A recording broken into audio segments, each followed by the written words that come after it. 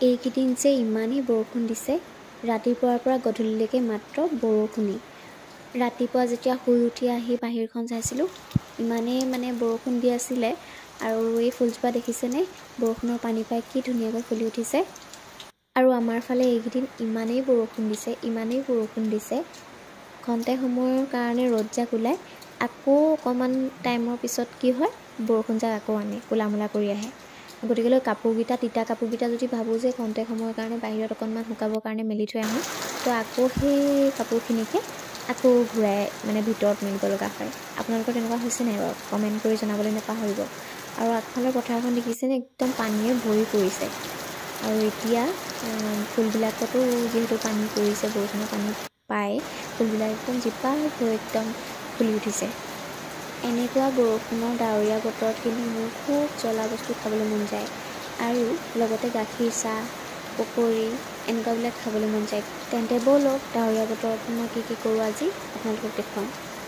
সকলোৱে ভিডিঅ'টো সম্পূৰ্ণকৈ চাবলৈ নাপাহৰিব, আৰু লগতে ফ'ল' কৰি দিব, যিহেতু আপোনালোকে ফ'ল' কৰিলেহে ভিডিঅ'বিলাক পাই থাকিব। গতিকেলৈ নতুন যিসকল মানুহে চাই আছে, ফ'ল' কৰিবলৈ নাপাহৰিব। আৰু বৰষুণৰ পানী পাই দেখিছেনে, ফুলবোৰ কি ধুনীয়াকৈ ফুলি উঠিছে। এই ফুলৰ টাবটো আচলতে একেবাৰে মৰহি গৈছিলে, একেবাৰে ভেঁকুৰ উঠি যোৱা নিচিনা হৈছিলে। ফুলটো কিয় নাজানো, এইটো ৰাতিপুৱা সময়তহে বেছিকৈ ফুলে। আৰু এতিয়া বৰষুণ পাই দেখিছেনে কি ধুনীয়াকৈ ফুলি আছে। আৰু মই সেইকাৰণে আপোনালোকক অকণমান দেখুৱাবলৈ চেষ্টা কৰিলোঁ। আৰু এইফালে গোটেই আগফালৰ পথাৰখন একদম পানীয়ে ভৰি পৰিছে। আৰু ফুলজোপা দেখিছেনে, ৰঙা ফুলজোপাও বৰ ধুনীয়াকৈ ফুলিছে। আমাৰ আকৌ এইবাৰ তগৰ ফুলজোপা কি হ'ল, বহাগৰ বিহু আগে আগে নুফুলিল। বহাগৰ বিহুৰ একেবাৰে পিছত এতিয়া যেতিয়া জেঠ মাহ সোমালে, তেতিয়াহে সেইপাহ ফুলিছে। কেলৈ নাজানো, কোনোবাই জানে যদি কমেণ্ট কৰিবচোন। আৰু তাৰপিছতে এয়া শহুৰ দেউতাই পাৰি আছে ভাতকেৰেলা। ঘৰৰ পিছফালে আৰু এখন বাৰী আছে, সেই পিছফালৰ বাৰীখনতে ভাতকেৰেলা কেইটামান লাগিছে। পাপাই তাকে পাৰি আছে। আৰু এইফালে বেঙেনাও ছিঙি আছে, দেখিছেনে। বেঙেনা গছজোপাত বহুত বেঙেনা লাগে। এসাঁজ খাই উঠোঁ, তাৰপিছত দেখোঁ যে আকৌ এসাঁজ খাব হ'লেই।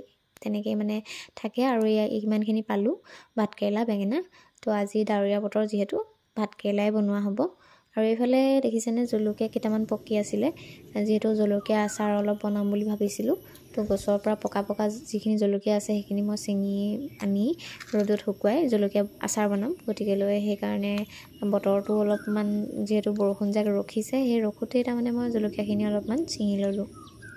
যিহেতু 4জোপা গছতহে জলকীয়া এতিয়া বৰ্তমান লাগি আছে, গতিকেলৈ আধাটো পকে, আধাটো কেঁচা হৈ থাকে। তেনেকৈ কম পৰিমাণে পকিবলৈ আৰম্ভ কৰিছে। গতিকেলৈ সেইবাবে অকণমান দিগদাৰ হয়। আৰু